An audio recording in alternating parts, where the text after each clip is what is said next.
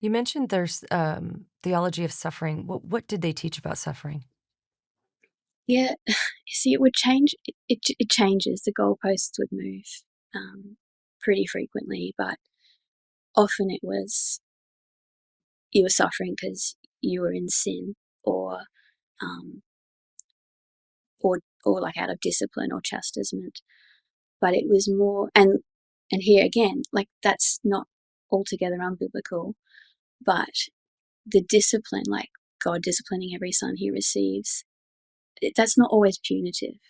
I think that scripture also speaks of the discipline of training or perseverance and endurance and like just being committed. So you think of an athlete, I mean, when Paul talks about, we endure, we press on, like to win that prize. So that takes training, that takes discipline, that takes perseverance, um, and I think that's part of the discipline of the Lord in that. And it can be to do with even when David says the lines have fallen to me in pleasant places. Like that's still a discipline. There's a confining, and again, it's not punitive, but it's for our good, and we have to endure it.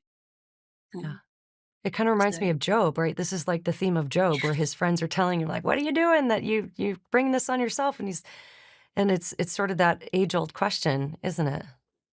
mm, yeah, and it could be a familiar spirit. It could be, just an oppressive thing. Like it's also taught that. Um, so it, yeah, it So was suffering was always never bad, right? Suffering was always bad, and you had to find the reason you were suffering to get out of it. Is that kind of, am I characterizing that right? Is that what they taught? pretty well.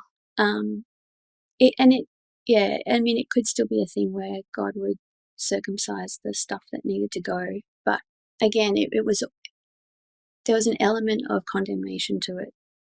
Um, yeah, a lot. Right. Um, And it's like I mm, recall verses where, I rejoice that I have been counted worthy to suffer for the name. I consider it all joy when you encounter various trials. And there's so many scriptures mm, like that, especially when we were reading through the Dead Raising Theology book. It was like that was kind of that. Did you recognize a similarity there? Because that was sort of the teaching about suffering, is that all suffering is evil, and it's either because you've given, and by the way, for anybody listening, you don't know what we're talking about, go back and listen to the episode about my review on the book How to Raise the Dead, because it's sort of the theology that undergirds the idea that Christians should always be performing miracles. And so Beck and I worked our way through that, and interestingly, in that book, that is what was taught, is that suffering is always evil. God would never, it would never be God's will for you to suffer. And if you're suffering, it's either sin, or it's you've given Satan a legal right somehow to oppress you. And I think that that is one of the most damaging, in a practical sense, theologies, because everybody does suffer. We all suffer. mm, Everybody suffers just by benefit of being a human being on this planet. And of course, everybody suffers at different degrees, and some of it's relative. But I personally have learned more and become stronger and more wise and more mature through my suffering than if I would have just diagnosed it and gotten out of it. Do you mm, have any other words on suffering? And maybe because I'm thinking about you.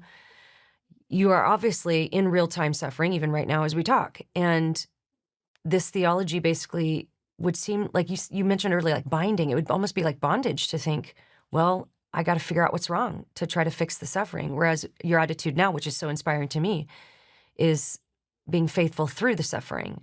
And I think it's made you mm, an incredibly wise person. oh, thank you. Yeah, it's interesting. It wasn't so much that we had to fix the suffering because we weren't supposed to avoid it. Um, it didn't quite go so far as we were to look for it, but it's just a really weird sort of hodgepodge of ideas that we weren't supposed to avoid it, but it probably meant something bad. Hmm. But don't run from it. Like, and I guess that doesn't really make much sense. And I Well, you haven't said the really thought goalposts were about, always moving, right? So it's probably just a yeah, bit fluid, I imagine.